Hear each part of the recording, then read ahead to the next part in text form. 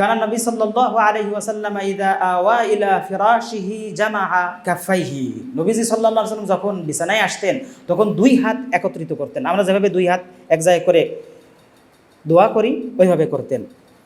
ফানাফাসা ফিহি, নাফাস ফু দেওয়া, থুতু এবং ফু এই দুটোর মাঝখানে থু থু এরকম, থু থু এরকম, অর্থাৎ কোনো থুতু পড়বে না, আবার ফুয়োর মতো না। আমরা আমাদের জিহ্বায় অনেক সময় আমরা অনুভব করি মনে হয় একটা চুল অথবা ছোটো একটা কাগজের টুকরো আসে, আমরা কীভাবে ফেলি, এরকম করে ফেলি, এটা কিন্তু কোনো থুতু বের হয় না, এটা হলো নাফাস, ফুয়ের মতো আর কি।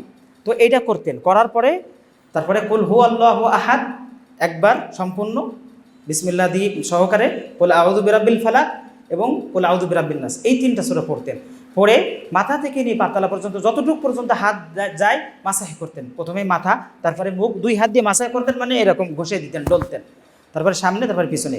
এগুলো আমরা করব, বাচ্চাদেরকে শেখাবো, যারা ছোট বাচ্চা পারে না তাদেরকে করব, সকালেও করব, সন্ধ্যার সময় করব। সকালে যদি করি তাহলে সারা দিন যে শয়তানের ওয়াসওয়াসা এবং ফিতনা থেকে সে হেফাজত থাকবে, আল্লাহ সুবহানাহু ওয়া তাআলা তাকে বাঁচাবেন। এবং সন্ধ্যায় যদি করি সারা রাত শয়তানের ওয়াসওয়াসা থেকে বাচ্চা, শয়তান এবং জিন, শয়তান জিন, খারাপ শয়তান, জিন শয়তান, মানুষ শয়তান, সবার থেকে হেফাজত থাকবে। আল্লাহ সুবহানাহু ওয়া তাআলা আমাদেরকে তৌফিক দান করেন, হেফাজত করেন।